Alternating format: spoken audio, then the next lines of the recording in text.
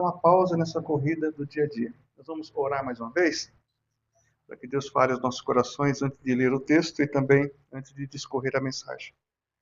Senhor Deus, te agradecemos por esse momento em que estamos aqui reunidos como igreja e também agradecemos ao Pai por esse momento em que vamos meditar na sua palavra. Sabemos que a sua palavra, ela é viva, ela é eficaz, ela é penetrante e é aquilo que o Senhor deixou para que cada pessoa, Deus, que busca Jesus Cristo, Deus, tenha como manual de vida, de conduta, de regra e fé. Que possamos não somente ler a sua palavra, mas que possamos aplicá-la em nossas vidas, ó Pai. Que todos que aqui estão nessa manhã, Deus, e aqueles que nós falaremos dessa mensagem, possam ser alcançados pelo Senhor e que possamos aplicar o seu ensinamento, ó Pai. Que o Espírito Santo nos leve a praticar aquilo que temos da sua palavra. É o que nós te pedimos no nome de Jesus Cristo.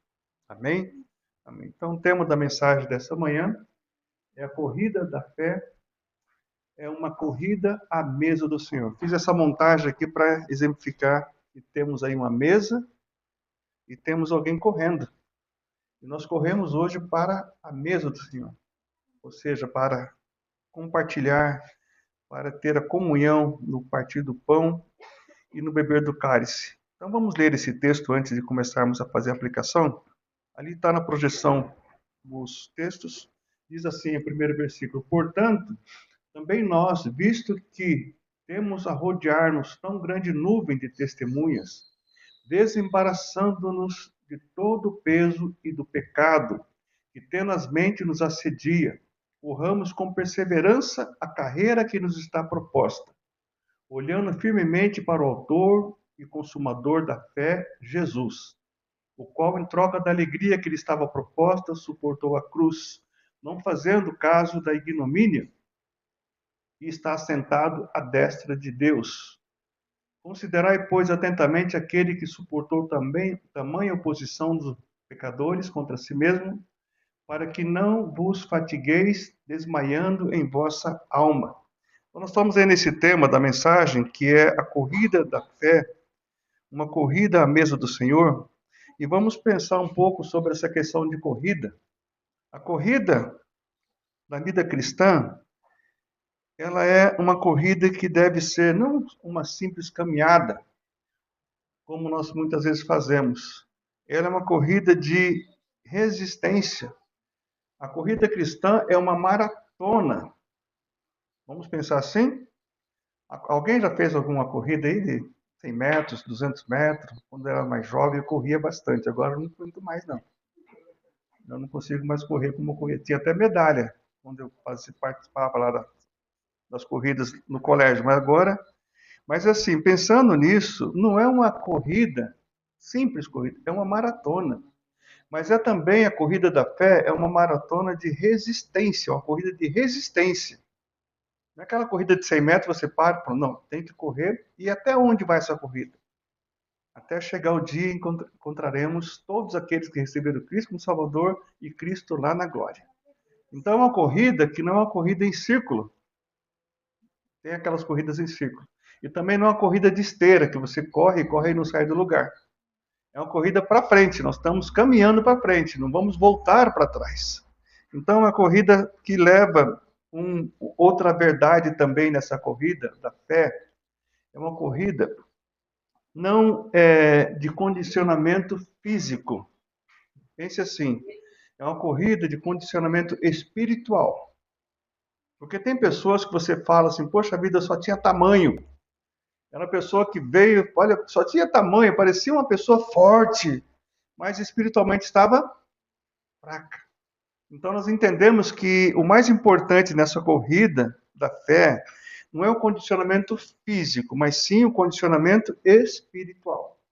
E nesse texto de Hebreus, nós estamos aqui olhando para ele, pensando nesse momento de pausa, nessa corrida, momento da ceia, lembrando o que Cristo fez por nós. Cantamos há pouco, ele nos encontrou assim tão sujo, e o sangue dele nos purificou de todo o nosso pecado. E ele fala que não veio para aquelas pessoas que são justas, que se consideram justos, aquelas pessoas que consideram que não precisam dele, mas sim para aqueles que precisam dele. Nós consideramos que precisamos dele. Então, nessa pausa, nós temos aqui uma verdade no primeiro versículo. Volta um pouquinho lá no primeiro versículo, antes de conversarmos no ponto. Ele fala ali que nós estamos rodeados por uma grande nuvem de testemunhas. Essas testemunhas que o autor de Hebreus está falando são aqueles que fazem parte da galeria dos heróis da fé. No capítulo 11 fala ali várias pessoas que venceram batalhas, que viveram pela fé, mas que também morreram pela fé. Eles foram até o final, mesmo que tivesse consequências difíceis. E eles caminharam. Capítulo 11 fala exatamente a galeria dos heróis da fé de Hebreus. Pessoas que venceram batalhas, mas também, lá no finalzinho do capítulo 11, fala que muitos foram cerrados ao meio e não negaram a fé. Então, essas pessoas são testemunhas que estão nos rodear. Mas pensando um pouquinho mais sobre esse versículo, nós temos também uma grande nuvem de testemunhas à nossa volta nesse dia de hoje. Quais são as testemunhas que estão olhando para nós com os olhos e torcendo para que a gente chegue no final? Muitas vezes os pais olhando para os filhos, orando para que os filhos não se desviem desse caminho do Senhor. Isso é muito bom ver pais assim, mães também que oram para que isso aconteça. Tem pessoas que estão torcendo pelos seus esposos, pelas suas esposas, e assim vai, por todos. Tem testemunho, tem pessoas que ficam olhando para nós e falando, olha, espero que essa pessoa não se desvie dessa corrida da fé. Então nós temos os heróis da galeria da fé, mas temos também pessoas à nossa volta, que oram, que torcem para que a gente chegue no final. Quantas pessoas você conhece que começaram a corrida cristã e pararam, e não conseguiram chegar lá? Tem pessoas que começaram bem, mas no meio da corrida veio uma barreira, veio uma dificuldade, desistiram. Ou veio a prosperidade, isso acontece também. Tem pessoas que vêm para Deus, está lá no fundo do poço, Deus levanta a pessoa se torna próspera, aí ela se desvia. Vou contar a história aqui para vocês que aconteceu na IBBB, de uma pessoa, uma família que vinha para a igreja, eles vinham de ônibus, morava longe da igreja, e vinha de ônibus, chegava os primeiros a chegar. Aí oravam para comprar um carrinho. Aí compraram um carro. Aí chegavam, às vezes chegavam no horário, às vezes chegavam um pouco atrasado. Aí, de passado um tempo, usavam o carro não para vir no culto, mas para passear. E oravam para ter um carro, ter uma bênção, até um ponto que se desviou. Então, às vezes, você fala, Deus me dê uma bênção, e aquela bênção se torna maldição. Desvia. Por esse motivo, eu creio, na experiência que eu tenho, que muitas vezes Deus não dá a bênção para nós, porque se você ganhar aquela bênção, você vai se desviar. Nós temos que saber exatamente o que devemos buscar ao Senhor, devemos buscar no Senhor. Então, essa corrida da fé, nós temos aqui à nossa volta uma grande nuvem de testemunhas.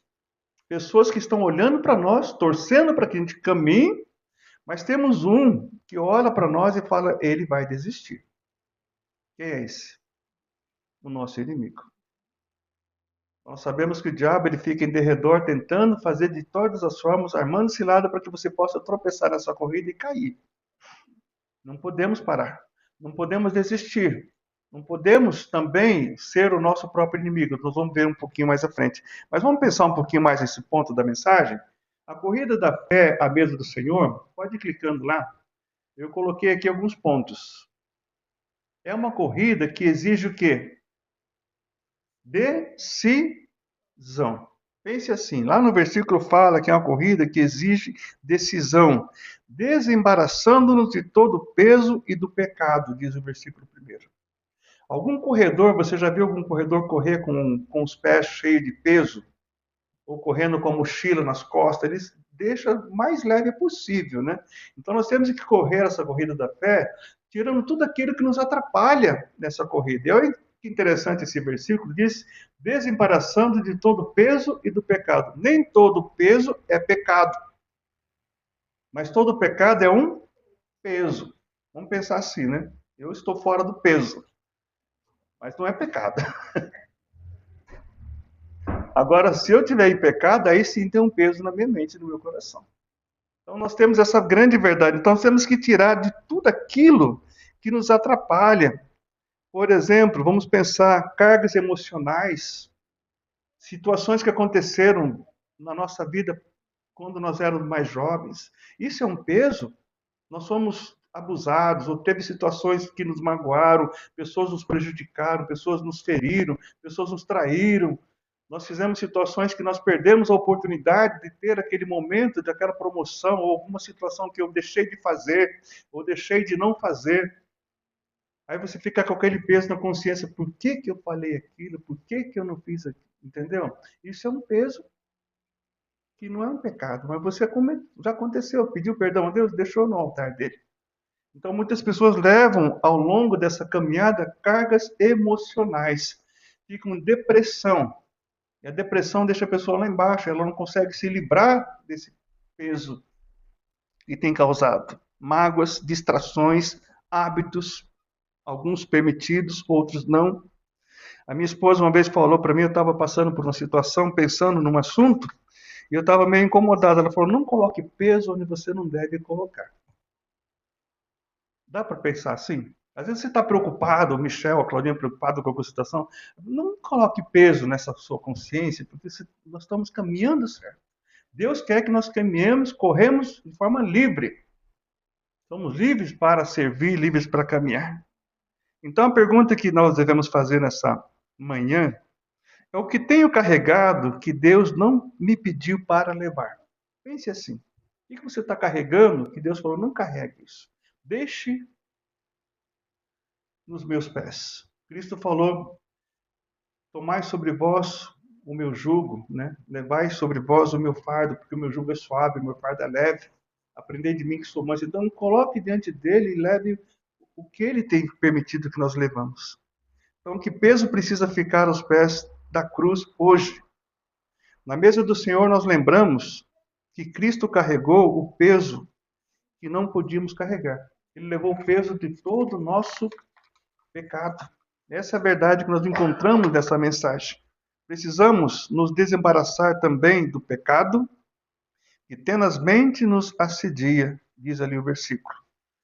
Não só ele só não é assediado pelo pecado, uma outra verdade que eu coloco aqui nessa mensagem, só não é assediado pelo pecado, só não é rodeado pelo pecado aquele que já está morto. Porque todos nós aqui, de algum momento, alguma maneira, somos assediados pelo pecado. É ruim isso? É ruim ser assediado pelo pecado? O que vocês acham?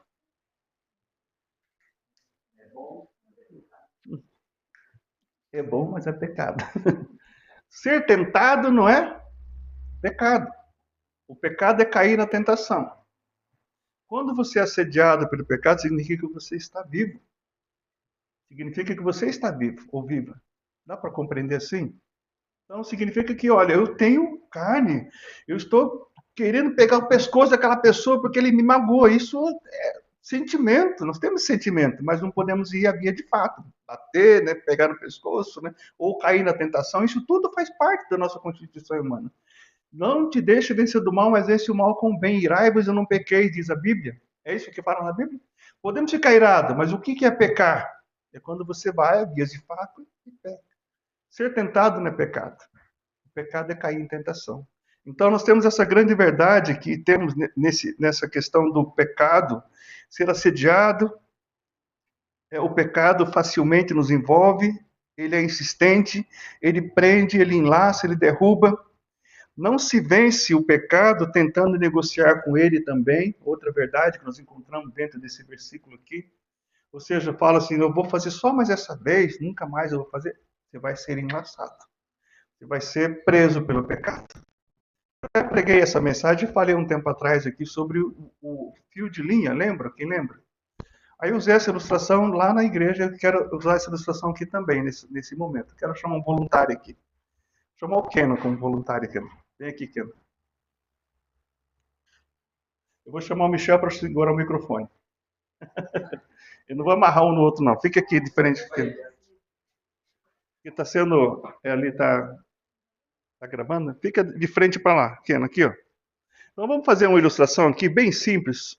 O simbolismo do pecado. Esse aqui é um fio de linha, tá? Fio de linha, faz assim. Vou prender você aqui nesse pecado. Aqui é um pecado que você cometeu uma vez só, tá? Você falou, eu pequei, agora Você consegue se livrar desse pecado?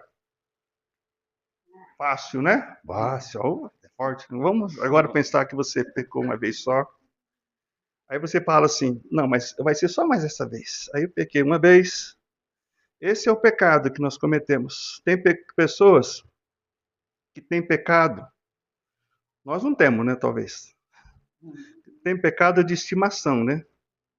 Aquele que você comete, nem sabe mais que está cometendo. Então, você vai fazendo uma vez, 2 vezes, 3 vezes, 4 vezes. Quantos anos você tem? 14 anos. Quando você começou a pecar? Aí você vai 14, eu estou há 63 anos, 64, também cometendo pecado. Então, muitas vezes, pecados que a gente vai cometendo, a gente vai sendo enlaçado por ele. E aí vai, a vida inteira cometendo pecado. Quando Cristo entra na nossa vida, nós temos a oportunidade de ficar livre do pecado. Amém? Mas pensando assim, vamos dizer que você é bem forte, vamos continuar mais pecando um pouquinho. Aí você vai pecando, pecando, pecando. Aí chega um momento em que você não consegue mais tirar, se ver livre, porque você entrou num vício do pecado. O pecado te prendeu. Existe uma passagem da palavra de Deus que diz que as más companhias corrompem os bons costumes. É isso que diz? Então isso aí prende você. Chega um ponto que você não consegue mais se ver livre do pecado. Aí você tenta se livrar do pecado. O que vai acontecer? Vai? Consegue? Consegue? Se ver livre? Oi? Vai se machucar. Vai se machucar? Vai se machucar. Vamos tentar cortar então. Vou pegar a tesoura aqui. Tem uma tesourinha aqui, peraí. Esse aqui, a tesoura simboliza o nosso Senhor Jesus Cristo. Eu tenho esse aqui, eu te dei. Então o que acontece aqui nesse. Tenta mais um pouquinho, sair, se ver livre. Aí a pessoa fala, não, eu sou forte, eu consigo me livrar dessa vícia, desse pecado. Não vai conseguir. Só Jesus na causa. Vamos pensar assim. Aí, o que acontece? O que acontece? Mostra o seu pulso lá para eles. O que acontece? Deixou o quê? Marca. Você conhece alguém que tem marcas do pecado por ter cometido muito tempo o pecado? Então, obrigado, viu? Então, só para... Lembrando, já vai sair essa marca. Porque tem pessoas que deixam sequelas do pecado. Nós temos na igreja um jovem que começou conosco lá, estamos lá em BBB há 40 anos, tem um jovem que entrou bem jovenzinho, assim como o Ken, os meninos. Aí ele se envolveu com drogas, com cocaína, com maconha. Aí ele ficou tão envolvido nisso que deixou uma sequela na mente dele. Ficou a marca. Ele se converteu, mas ficou a marca do pecado. Então nós entendemos que o pecado ele tem esse poder de nos prender. Por isso que o autor fala lá, desembaraçando-nos de todo o peso e do pecado. Então o pecado ele é bom para a carne, mas não para o espírito. Tem uma frase que diz: tudo que eu gosto é bom e moral e legal e engorda. Ou seja, o pecado é assim. Nós temos que tomar muito cuidado para não ficarmos presos pelo pecado. Então, dentro dessa verdade que nós temos aqui, a corrida da fé é uma corrida que exige nos desembaraçar. Mas o segundo ponto da mensagem que eu coloquei é uma corrida que exige o quê? Perseverança. Perseverança. E a perseverança não significa que você vai correr hoje e parar amanhã. Ou vamos lá me batizar, daqui a pouco eu ficar bem, não vou mais. Não, perseverança. Estar aqui nesse momento, nesse ambiente, é ser perseverante. Permanecer num culto, como na quinta-feira passada, em que acabou a luz, estava muito abafada, é ser perseverante. Isso tudo faz parte da perseverança. Não importa as circunstâncias, vamos ser perseverantes nessa corrida da fé. Quantas pessoas conhecemos que estiveram conosco diante dessa mesa aqui? A corrida da fé, ela não é para quem começa empolgado e desiste no meio do caminho. Nós temos muitas pessoas que, infelizmente, são como fogo de palha. Vocês podem ter certeza. Se vier para a congregação, que é aquelas pessoas que falam, não, vou fazer, tome cuidado. Essas pessoas geralmente são fogo de palha. Isso por experiência. Nós tivemos lá a experiência de 40 anos. De pessoas que falam, pastor, vamos fazer isso, vamos fazer aquilo. Aí dá 2, 3 meses, a pessoa já está lá embaixo.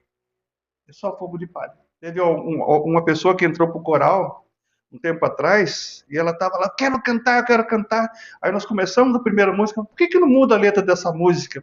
não está tendo sentido. Não ficou nem um mês no coral, porque queria mudar aquilo que já estava escrito há muitos anos atrás.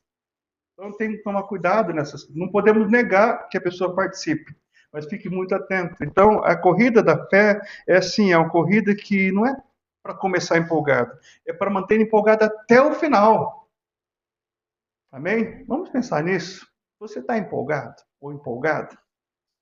Porque a grande verdade também que eu vejo, isso ao longo do tempo, isso não tem como negar, é que muitas pessoas falam, eu sou cristão, sou evangélico, sou filho de Deus, mas anda com a vida derrotada.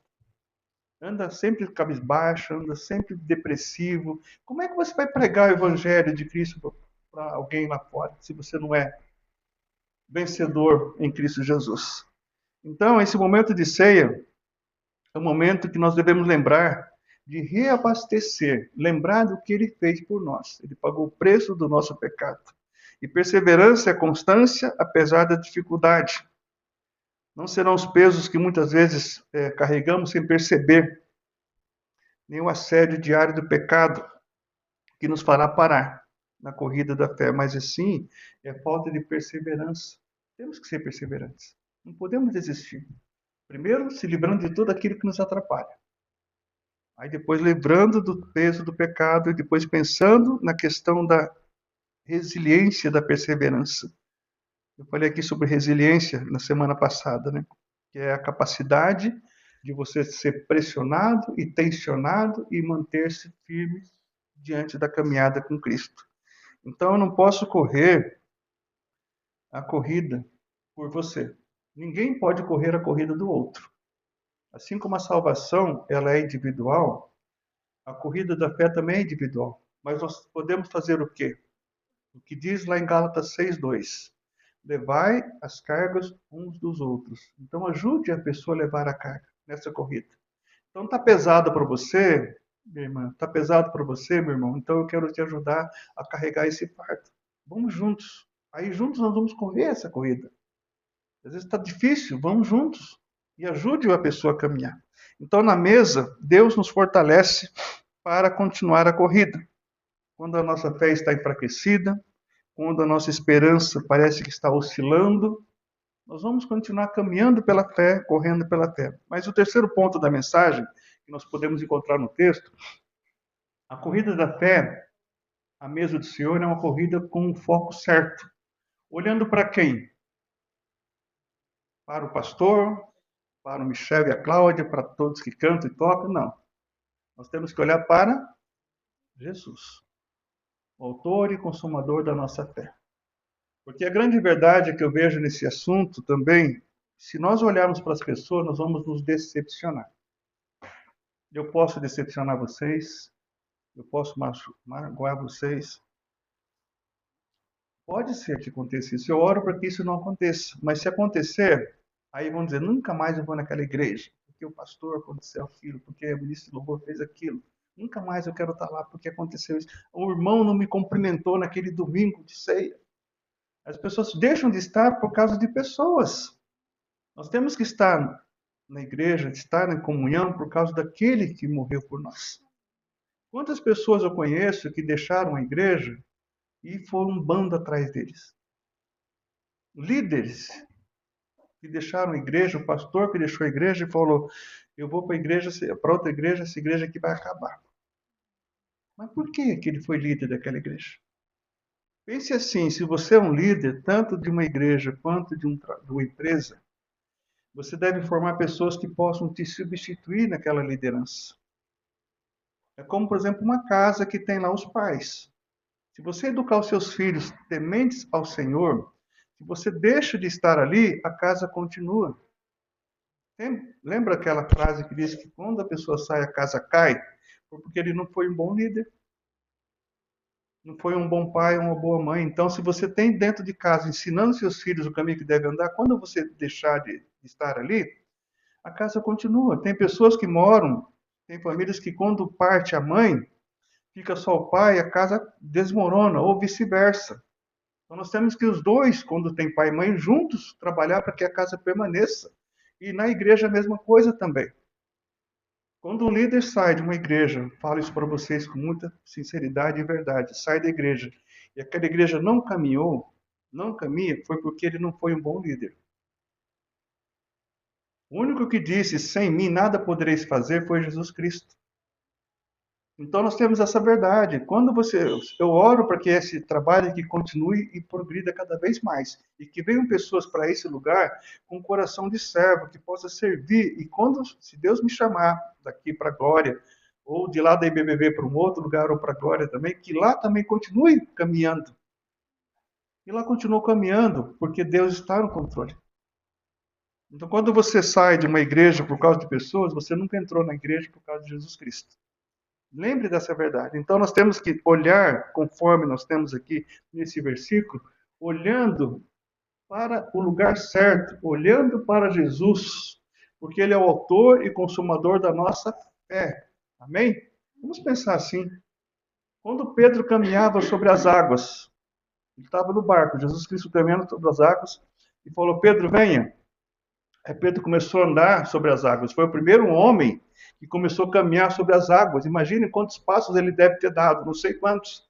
A Bíblia não fala se ele deu 10 passos, ou 1 metro, ou 100 metros. Não fala. Fala que ele caminhou sobre as águas. Mas enquanto ele caminhava, por que ele caminhava? Porque ele olhava para as ondas, olhava para o vento, ele olhava para Jesus. Quando ele começou a olhar para a tempestade, o que aconteceu? Começou a afundar, começou a submergir. Então, quando olhamos para a tempestade, para as dificuldades, esquecemos de olhar para Jesus, a gente vai afundar. Se nós olharmos para a dificuldade, não vamos caminhar nesse lugar aqui. Vamos olhar para Jesus. E de fé em fé, Ele vai nos ajudando a chegar lá. Então, nós devemos olhar dessa forma, pensar, não olhar para o lado. Nenhum corredor corre olhando para os lados ou olhando para trás. Ele tem que olhar para frente. Então, a ceia do Senhor, esse momento, ela reposiciona o nosso olhar para Cristo. Vamos olhar para Ele, o autor e consumador da nossa fé. Não foi o pastor, não foi o líder de louvor que morreu por nós. E nem foi Maria também que morreu por nós. Que tem muitas pessoas que vêm rezando para Maria, dizendo que ela é a maior intercessora diante de Deus, porque ela é mãe do Filho de Deus. Aí fiz uma pergunta para uma pessoa católica: quem morreu por você? Quem morreu na cruz para nos salvar? Foi Maria? Não. Ela é bem-aventurada entre as mulheres, nós respeitamos, é uma irmã em Cristo, ela está na glória. Mas quem morreu por você foi Jesus Cristo. Aí pensando nisso, o primeiro milagre que Jesus fez, não foi Maria que fez, foi ele. Foi transformando a água em vinho, diz a Bíblia. Então, pensando nessa corrida de fé que nós temos hoje, essa corrida à mesa do Senhor, nós participamos da mesa uma vez por mês nesse lugar. Mas vai ter um momento que nós vamos estar na glória. Sabe qual vai ser o primeiro momento que nós teremos na glória? A ceia com o Senhor. Olha o que diz Apocalipse capítulo 19, versículo 9, se puder abrir.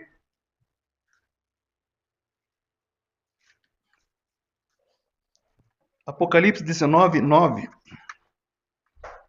O convite para a ceia na glória começa agora.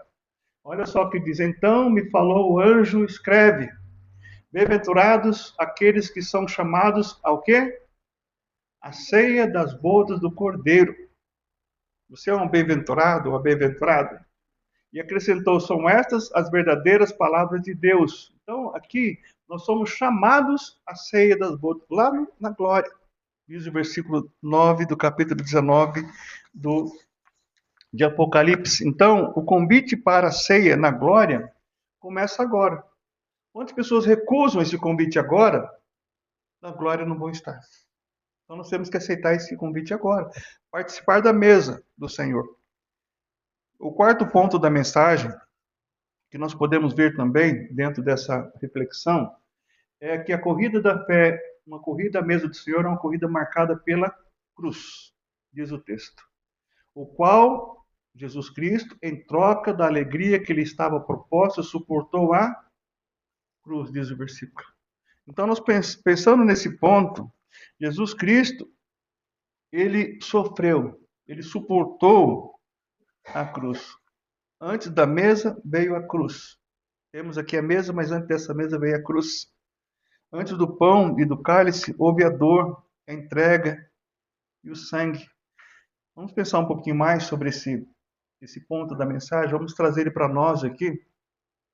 Em troca da alegria que está proposta a cada um de nós, o que nós estamos suportando? Será que nós estamos suportando essas afrontas que acontecem, a dificuldade no trabalho, a dificuldade do nosso lar? Temos que pensar assim também. Então, em troca, Deus tem uma alegria muito proposta para nós, bem enorme. Olha só o que diz Romanos capítulo 8, 18. Romanos 8, 18, consegue colocar lá? Diz assim: porque para mim tenho por certo que o sofrimento do tempo presente não pode ser comparado com a glória a ser revelada em nós. Então nós temos algo muito melhor para nós, mas o sofrimento acontece. Vamos passar por dificuldade. Então essa alegria na glória é indizível. Devemos buscar ao Senhor. Outro texto também, Lucas 9, 23, consegue projetar lá? Lucas 9, 23, dizia a todos: se alguém quer vir após mim, a si mesmo se negue, dia a dia tome a sua cruz e siga-me. Então, a nossa cruz faz parte da nossa caminhada com Cristo. Mas temos uma alegria proposta. A nossa cruz, muitas pessoas pensam que é o fardo do trabalho. A nossa cruz, muitas pessoas pensam que é o marido. Você é minha cruz, ou a esposa, ou o chefe, ou o irmãozinho que fica pegando no seu pé dentro da igreja. A nossa cruz não é essa, não. A cruz que Cristo está dizendo aqui é o quanto você consegue suportar por amor a Ele. Essa é a nossa cruz. Quanto você consegue suportar pela alegria que está proposta? Essa é a nossa cruz. Quantas pessoas já negaram a Jesus Cristo por uma simples rejeição? Não vou deixar, não quero estar mais. Mas quantas pessoas mantiveram firme, foram cortados ao meio, foram comidos por leões, foram queimados e levaram até o final, não negaram a Cristo. Isso é a cruz, é suportar até o final. Então esse texto está muito claro. O apóstolo Paulo fala em 2 Coríntios 12, 1 a 4, um outro texto também, se puder colocar para nós lá. 2 Coríntios 12, 1 a 4, ele diz: se é necessário que me glorie, ainda que não convém, passarei as visões e revelações do Senhor. Versículo 2: conheço um homem em Cristo que há 14 anos foi arrebatado até o terceiro céu. Está falando do terceiro céu. Nosso céu, o céu dos astrônomos, mas o terceiro céu que ninguém consegue ver. Se no corpo ou fora do corpo, não sei, Deus o sabe. E sei que tal homem, se no corpo ou fora do corpo, não sei, Deus o sabe. Foi arrebatado ao paraíso e viu palavras inefáveis ou indizíveis, as quais não é lícito ao homem referir. Então ele foi levado naquele momento ao terceiro céu e viu algo maravilhoso. A alegria estava proposta para ele, estava lá. Aqui está bom viver aqui? Imagine na glória. Muito melhor ainda. Se está bom aqui, vai ser melhor ainda. O que diz a Bíblia? Essa semana encontrei um senhor, ele está com 62 anos, ele teve um infarto, ele ficou em coma. E diz ele que ele morreu por alguns momentos. E ele viu o corpo dele ali na cama. E ele falou que estava indo para um lugar que ele não queria voltar mais. Aí reanimaram e ele voltou. Ele estava tão feliz de ir para aquele lugar, aí ele voltou. Eu não sei se tudo isso é verdade, mas ele contou com tanta autoridade, é a verdade. A Bíblia fala que isso é verdade. Que a gente vai ter um lugar que é muito melhor do que aqui. Amém? Embora existem pessoas hoje que vivem uma vida, outra verdade também, que é um inferno aqui na Terra. E desejam urgentemente que Cristo volte para se livrar desse. Não. Nós temos que fazer desse pedacinho de vida que nós temos aqui como se fosse um pedacinho do céu. Viver momentos bons, agradáveis com a família, com, sabe, irmãos, em comunhão. Viver maravilhosamente. Vida abundante não é só na glória, aqui na terra também. Porque quando Cristo voltar, é algo melhor que Ele tem para nós. Então devemos, conforme diz o texto ali, suportar. Suportar. Esse momento da ceia nos lembra que a vitória da corrida da fé já foi garantida na cruz. O quinto e último ponto da mensagem que nós temos aqui também, a corrida da fé Uma corrida à mesa do Senhor é uma corrida marcada por opositores. Ele diz assim: suportou tamanha oposição dos pecadores contra si mesmo. Será que na corrida da fé que nós temos hoje tem opositores? Quantos temos, né? Vamos pensar um pouquinho nesse ponto aqui. Jesus Cristo, quando estava caminhando, ele teve muitos opositores. Eram os políticos, eram os religiosos, eram o povo, era também até mesmo seus parentes. A Bíblia fala que até os seus irmãos não acreditavam nele. Eram opositores? Sim. Quando Moisés estava caminhando no deserto, levando o povo para a terra prometida, houveram muitos opositores. Pessoas que disseram: olha, Moisés, você não vai chegar lá, Deus não fala só através de você. O próprio irmão de Moisés e a irmã, Miriam, eram opositores de Moisés. Tanto é que Miriam foi tomada por... Qual foi a enfermidade que ela foi tomada? Alguém lembra? Lepra. Que estava falando mal de Moisés. Aí Moisés rogou a Deus, Deus curou ela. Aí o povo começou a murmurar no deserto, veio aquela serpente e começou a picar cada pessoa. Aí Moisés rogou novamente a Deus, Deus mandou uma serpente, colocar uma serpente de bronze na haste, todo aquele que olhava para a serpente era curado. O povo pedia água, pedia... E assim foi.